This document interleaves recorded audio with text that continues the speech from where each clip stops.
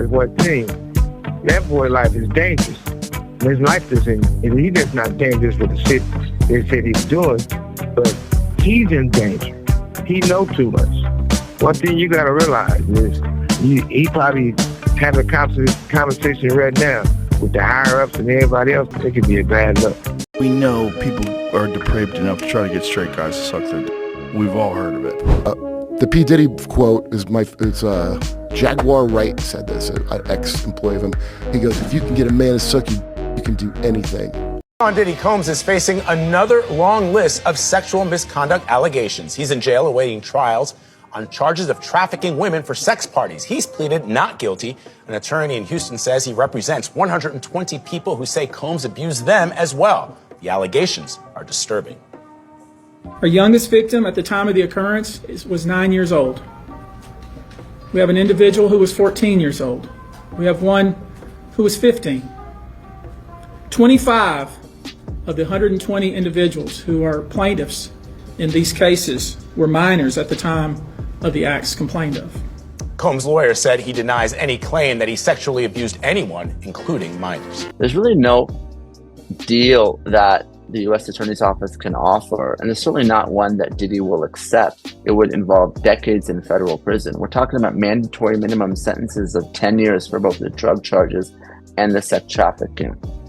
So we know that Diddy has fought charges before. There were state charges, there were gun-related, the nightclub shooting with J-Lo, but he's going to dig in his heels, and this case is going to trial. So if you're prosecutors, you really want to make sure that your evidence is bulletproof before you go down that route. You're legendary for the parties that you throw. Mm-hmm. I'm a legend, baby, for a whole bunch of things. Yes. You need locks on the doors.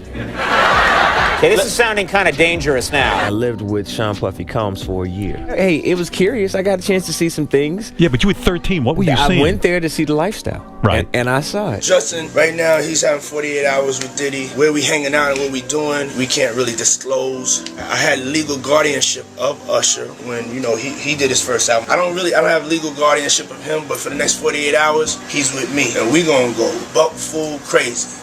Going crazy. Crazy. Starting to act different, huh? You ain't been calling me and hanging out the way we used to hang out. Well, I mean, you try to get in contact with me, through all my, partners and whatnot. Mm-hmm. You're a dad now. Would you ever send your kid to Puffy camp? Hell no.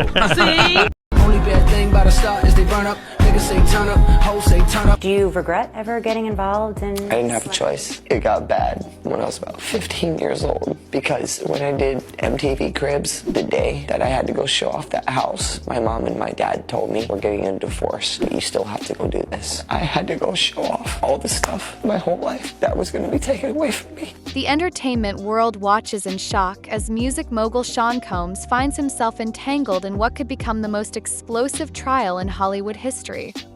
Legal analysts predict weeks of courtroom drama as federal prosecutors present their case against the man known to millions as Diddy. In a packed Manhattan federal courtroom, Combs appeared stoic in his beige jail uniform, sipping water before U.S. Marshals escorted him away. His legal battle intensified when he firmly rejected the government's plea offer. Combs' attorneys had argued for his release, pointing to his voluntary surrender in New York. His daughters and his sons, his kids, basically. That's never a good sign for nobody to cheer about when it comes to kids or young men being handcuffed. However, prosecutors successfully convinced the judge that he posed a flight risk and raised concerns about witness intimidation. The magistrate's decision was clear: no bail conditions could guarantee his future court appearances. Charges are serious: federal trafficking, racketeering, and allegations of orchestrating elaborate parties through coercion, drugs, and manipulation. Prosecutors claim to have video evidence supporting their case, with accusations mirroring details from over 70 civil lawsuits filed against Combs across 3 decades. Mike, not cutting you off, but he was an informant for years. Was you really? Yeah. That's why when people was like, oh, he's going to run, he's not. It's the reason why these type of people get caught up. They always been telling they bigger than the law because they part of the law, And as you know, all these people get tired of their rats sooner or later. His defense team plans to argue that all interactions involved consenting adults engaged in intimate activities in their own way. They've maintained their client's innocence throughout preliminary hearings. As jury selection approaches, both prosecution and defense teams express surprising confidence that they'll seat a jury within just 3 days, despite the case's high-profile nature and extensive media coverage. But the real bombshell dropped when Marion Suge Knight, once feared founder of Death Row Records, rolled his wheelchair into a federal deposition room at R.J. Donovan Correctional in San Diego. Well, Bill and Sade, accepting a plea agreement would mean that Sean Combs would have to admit to trafficking and force. And to Jay, he made it very clear that was not going to happen. Diddy maintained all along these encounters involved consenting adults and plans to take his chances that a jury agrees. The former music executive, currently serving time for voluntary manslaughter, has apparently decided cooperation is his path toward an early parole review. Knight has reportedly offered prosecutors extensive information on Combs' alleged operation. For those who know hip-hop history, this development is truly astonishing. Knight and Combs were central figures in the infamous East Coast-West Coast rivalry that defined 1990s rap and left both Tupac Shakur and Notorious B.I.G. dead in its wake. Major developments tonight involving the case against Sean Diddy Combs, what he decided in court today, and what this now means, the move coming just 4 days before his trial is set to begin. Here's Aaron Katursky. Tonight, Sean Combs makes it official. He's rejecting the government's offer to plead guilty and spare himself the possibility of a prolonged term in prison. When asked if he turned down the offer, Combs answered, "Yes, I do, Your Honor," as he stood in a baggy beige jail uniform. Terms were not disclosed, but prosecutors did say a plea could result in a shorter sentence for Combs than if he's convicted. While Combs emerged from that era as the polished businessman behind lavish white parties, Knight's reputation remained tied to the industry's more violent elements. According to sources inside the U.S. Attorney's Office, Knight's first session with investigators lasted 5 consecutive hours. He reportedly outlined nightclub backrooms where cash changed hands, identified security personnel who doubled as escorts, and most explosively, described a 1999 studio gathering where he claims underage performers were presented to VIP guests before being transported to a Midtown apartment allegedly funded through a Bad Boy subsidiary. Investigators had already uncovered fragments of information about that night through sealed civil filings, but Knight's account apparently fills crucial timeline gaps. If his testimony holds up under cross-examination, it could connect Combs' alleged network to a much earlier period than previously charged, potentially extending the statute of limitations through conspiracy law. Elaborate, sometimes days-long parties by coercing victims through drugs, threats, and manipulation. They claim to have video evidence, and some of the accusations echo details from over 70 civil lawsuits filed against Combs over the last 30 years. Predictably, Combs' defense team immediately dismissed Knight's cooperation as the desperate fiction of a career antagonist. Lead defense attorney told reporters, "Mr. Knight is seizing headlines to shorten his well-earned sentence. He has zero credibility and even less documentation." Nevertheless, federal agents appear to be taking Knight seriously. They've reportedly flown retired Los Angeles investigators to corroborate his statements about event security rosters and backstage pass lists. One source claims they've located a former death row limousine driver who remembers Combs' associates wiring appearance fees to a shell company, documentation that could undermine the defense's claim that Combs had no operational control. The situation intensified when comedian Cat Williams entered the fray. Fresh from making explosive claims about Combs and others on a popular podcast, Williams posted cryptically on social media shortly after news broke about Knight's cooperation. "Told y'all the ice was thin. Now the big shark is circling from inside the pond." What made you come here to support Puff? I'm supporting Puff because he's innocent, and I'm wholeheartedly believing his innocence, and I knew he's innocent. So you say you know he's innocent? 1,000%. Williams has long hinted that Knight maintained extensive video documentation of industry parties as insurance. If even a fraction of this alleged footage reaches discovery, it could substantiate settled allegations from Combs' former partner Cassie Ventura and bolster the growing number of civil suits against him. Meanwhile, comedian Kevin Hart has become noticeably absent from public view. The usually omnipresent entertainer canceled scheduled podcast appearances citing family commitments, though rumors suggest he's consulting with legal representatives. Hart's name reportedly appears in a sealed motion describing an individual 5, who allegedly facilitated introductions between Combs and young comedians during a 2010 BET event production.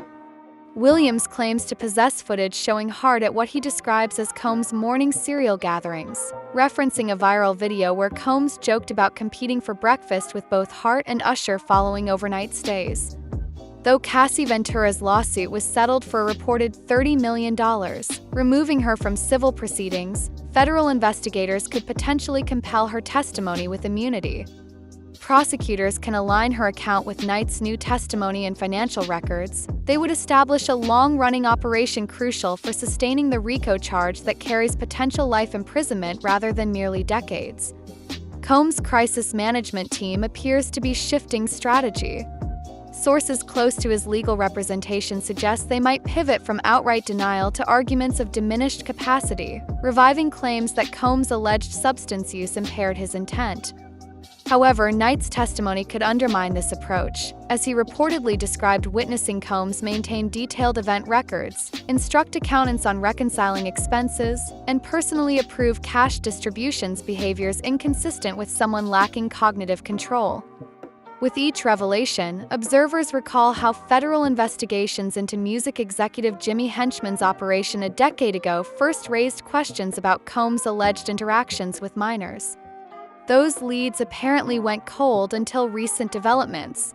Diddy's lawyers had argued that he had made good faith efforts by showing up in New York, ready to surrender to face these charges, but prosecutors said that he could not be trusted, that he has a history of trying to intimidate witnesses, including some who are going to be witnesses in this case. They urge a judge to remand him.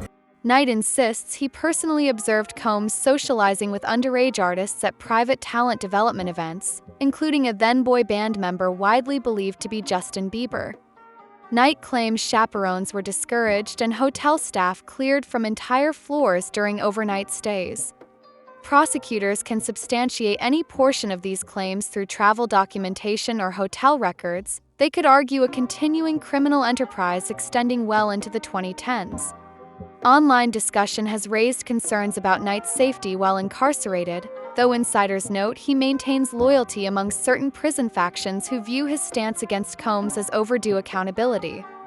Knight's attorney has filed an emergency motion requesting temporary relocation to protective custody, which authorities will decide shortly. Granted, it would indicate officials consider his testimony significantly material to their case. These elements converge as a pre-trial hearing approaches, where Judge Aaron Soberman will consider admitting Knight's testimony under evidentiary rules governing co-conspirator statements. Defense attorneys plan to object based on Knight's criminal history and alleged past extortion attempts, while prosecutors will counter that his account is corroborated by independent documentation and that credibility challenges should be addressed before the jury rather than during admissibility determinations. For the culture at large, the optics are remarkable. Knight, once representing rap's most intimidating era, now positioning himself as whistleblower against the polished image of bad boy entertainment. Williams and 50 Cent amplify every development. Hart avoids media contact. Usher's representatives review confidentiality agreements, and Combs' residence remains illuminated by news helicopter spotlights nightly. What happens is, if people go into a trial believing the firepower on the prosecution is so strong, I mean, let's say on a scale of 1 to 100, it's a 95, that it's so strong, but it goes down to an 88. That helps the defense, because everybody goes in thinking, wow, they're going to prove this, and they're going to prove this, and they're going to prove this, and all of a sudden, none of it's there. I think that actually helps the defense. What began as industry whispers has escalated into a multi-agency investigation spanning 3 decades of music history. The next development could emerge from a single subpoena. Prosecutors are considering calling former Bad Boy security director Roger Bonds, who departed in 2014 and later hinted online about witnessing contractual arrangements involving intimate activities. Bonds corroborates Knight's claims. The defense position weakens further. The stage appears set for an unprecedented courtroom confrontation where 2 defining figures of 1990s hip-hop, one in restraints, one in tailored suits may face each other under oath, with their legacies and the industry's future hanging in the balance. According to sources familiar with the investigation, Knight has continued cooperation with remarkable detail and precision. Federal agents transfer him daily from the prison medical unit to a secure interview facility where representatives from multiple law enforcement agencies await. Knight reportedly speaks extensively without interruption, his notes filling legal pads that guards photograph for official documentation. Prosecutors plan to present expert witnesses on corporate liability, demonstrating how personal directives can transform legitimate business functions like travel coordination into support for illegal activities. The ultimate irony may materialize at trial when Knight, confined to a motorized wheelchair, enters the witness box and places his hand on a Bible he once dismissed as theatrical. Prosecutors will ask whether he sought leniency, and he will answer affirmatively. They will ask if he documented illegal activities as potential future leverage, and he will likely acknowledge this motivation. Then, in a courtroom filled with journalists, former associates, and streaming platform attorneys, Knight will face Sean Diddy Combs and testify about 25 years of alleged hidden arrangements, exclusive gatherings, and the night a teenage performer reportedly left a townhouse visibly distraught. What follows could redefine not just two men's legacies but the protective boundaries of an entire entertainment ecosystem. The industry that once celebrated glossy productions may soon confront a reality reconstructed through sworn testimony, financial records, and long-buried secrets finally brought into the light. What do you think really happened behind those closed doors? Let us know your thoughts in the comments below.